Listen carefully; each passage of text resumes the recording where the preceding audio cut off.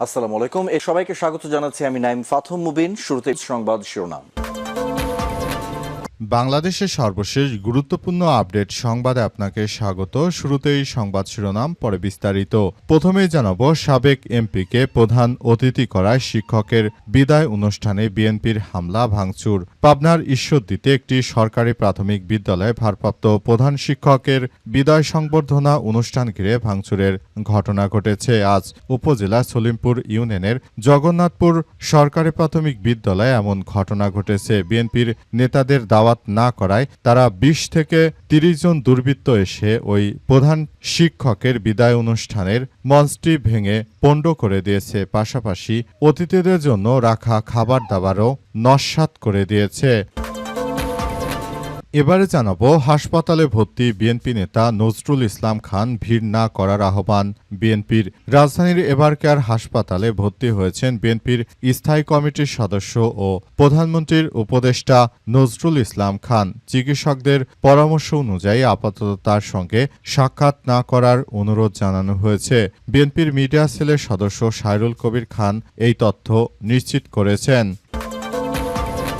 এদিকে আমরা বলেছি, সরকারি সুবিধা না নেয়ার চেষ্টা করব, তবে কেউ নিলে অপরাধ নয়, বললেন জামাতের আমির। বাংলাদেশ জামাত ইসলামের আমির ও বিরোধী দলীয় নেতা ডাক্তার শফিকুর রহমান বলেছেন যে, নির্বাচনের সময় দেশবাসীর সামনে বলেছিলাম সরকারি সুযোগ সুবিধা যতটা না নিলে না হয় আমরা চেষ্টা করব, কিন্তু কেউ যদি এটা নিতে চায় এখানে কোনো অপরাধ নেই, তা আমরা সেটা রক্ষা করার চেষ্টা করছি।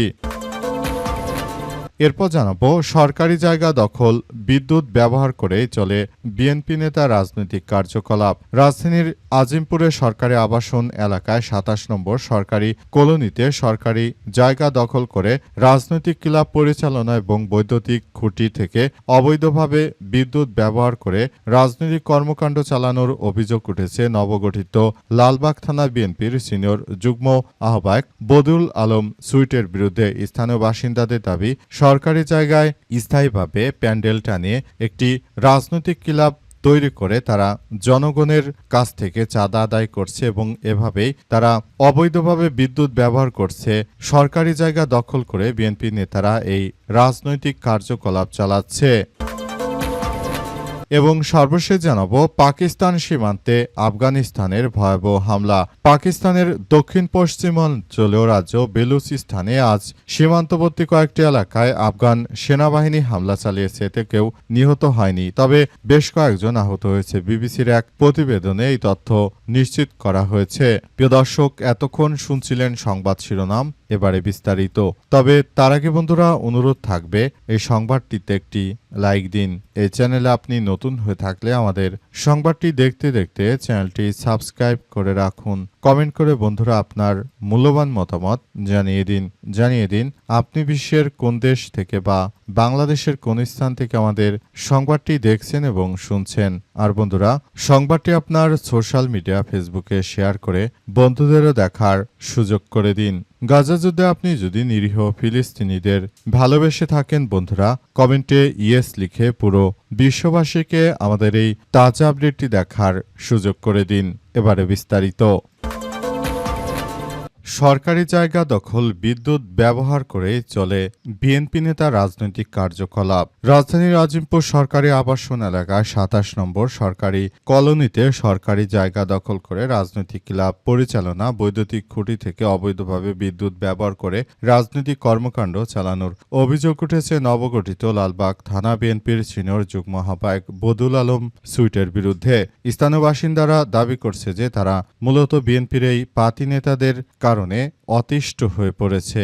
এই পাতি নেতারা তারা প্রতিনিয়ত ওই এলাকায় সাধারণ মানুষের কাছ থেকে চাঁদা নেয়। পাশাপাশি তারা অবৈধভাবে সরকারি জায়গা দখল করে তারপর সেখানে ক্লাব গড়ে তুলে সেখানে বিভিন্ন অপরাধের স্বর্গরাজ্য গড়ে তুলেছে। তারা মূলত সরকারি বিদ্যুতের লাইন থেকে খুঁটি থেকে তারা বিদ্যুৎ নিয়ে মূলত সেখানে এমন কিছু কার্যক্রম চালাচ্ছে, তারা মনে হচ্ছে সবকিছু তাদের জন্য আসলে সরকার থেকেই বহন করা হচ্ছে। মূলত তাদেরকে কোনো বিল দিতে হয় না। ক্ষমতায় আসতে না আসতেই এমন অরাজক পরিস্থিতির সৃষ্টি করেছে এই রাজনৈতিক দলটি। বিষয়টি নিয়ে অনেকের মনে সন্দেহের সৃষ্টি হয়েছে। আদতে তারা কি জনগণের কল্যাণে কোনো কাজ করবে, নাকি তারা শুধুমাত্র জনগণের কাছ থেকে চাঁদা নেবে আর জনগণের উপর নানাভাবে অত্যাচার করবে? এমন প্রশ্নই উঠেছে। অনেকেই এই প্রশ্নই তুলেছেন। আদতে তারা কি করবে, বিষয়টি নিয়ে অনেকেই নানা কথা বলাবলি করতে শুরু করেছে। বিষয়গুলো তাই সামনে আসছে বারবার। ইতিমধ্যে সামাজিক যোগাযোগ মাধ্যমে বিষয়গুলো ভাইরাল হয়ে গেছে এবং অনেকে বলাবলি করছে যে তাদের দ্বারা দেশের কখনোই উন্নয়ন সম্ভব নয়। তারা যখনই ক্ষমতা আসবে তখনই এই ধরনের কার্যকলাপ তারা সৃষ্টি করবে এবং এই কার্যকলাপের ফলে মূলত দেশের মানুষ তাদের প্রতি অতিষ্ঠ হয়ে পড়ে। হাসপাতালে ভর্তি বিএনপি নেতা নজরুল ইসলাম খান, ভিড় না করার আহ্বান চিকিৎসকদের। রাজধানীর এবারকার হাসপাতালে হঠাৎ করে অসুস্থ হয়ে ভর্তি হয়েছেন বিএনপির নেতা নজরুল ইসলাম খান। তিনি হয়তো বাঁচবেন না, কারণ তার যথাযথ বয়স হয়ে গিয়েছে। এর আগে বিএনপি নেতা মির্জা আব্বাস, তিনি দীর্ঘদিন ধরে চিকিৎসা নিচ্ছেন। তিনি নির্বাচিত হওয়ার পর একবারও সংসদে আসেননি। বিএনপি প্রায় ৪ মাসের মতো হলো ক্ষমতায় এসেছে, কিন্তু এখন পর্যন্ত মির্জা আব্বাসের দেখা পাওয়া যাচ্ছে না। আর এই নজরুল ইসলামও মির্জা আব্বাসের মতোই সমবয়সী। অনেকেই বলাবলি করতে শুরু করেছে যে হয়তো মির্জা আব্বাস এর মতো নজরুল ইসলামের অবস্থা খুবই শোচনীয়, হয়তো তিনি আর বাঁচবেন না। এ কারণে বিষয়টি নিয়ে অনেকেই নানা কথা বলাবলি করতে শুরু করেছে। তবে বিএনপির পক্ষ থেকে বলা হয়েছে যে নজরুল ইসলাম খানের শারীরিক অবস্থা খুবই খারাপ, তাই সেখানে অহেতুক কেউ যেন ভিড় না করে, সবাই যেন তার জন্য দোয়া করে। মির্জা আব্বাসও একইভাবে বিদেশে চিকিৎসাধীন। তিনি কবে যে দেশে ফিরবেন সে সম্পর্কে কেউ আসলে বলতে পারছে না। আর বলা হচ্ছে যে এই ঘটনা কিন্তু সবাইকে বিষয়গুলো নিয়ে ভাবিয়ে তুলছে। দেখা যাক শেষ পর্যন্ত পরিস্থিতি কোন দিকে যায়, কারণ সবেমাত্র তার অসুস্থর সংবাদ শোনা গেল। আদতে তিনি অসুস্থ নাকি অন্য কোনো বড় বিষয় রয়েছে সেটি এখন পর্যন্ত অনুমানও করা কঠিন। তাই ব্যাপার নিয়ে বিএনপির অফিসিয়াল বিবৃতি হচ্ছে যে এবারকার হাসপাতালে যেন কোনোরূপ ভিড় না করা হয়, আর সেই বিষয়গুলোই সামনে রাখা হয়েছে। সাবেক এমপিকে প্রধান অতিথি করায় শিক্ষকের বিদায় অনুষ্ঠানে ভাঙচুর। পাবনার ঈশ্বরদীতে একটি সরকারি প্রাথমিক বিদ্যালয়ে ভারপ্রাপ্ত প্রধান শিক্ষকের বিদায় সংবর্ধনা অনুষ্ঠান ঘিরে ভাঙচুরের ঘটনা ঘটেছে।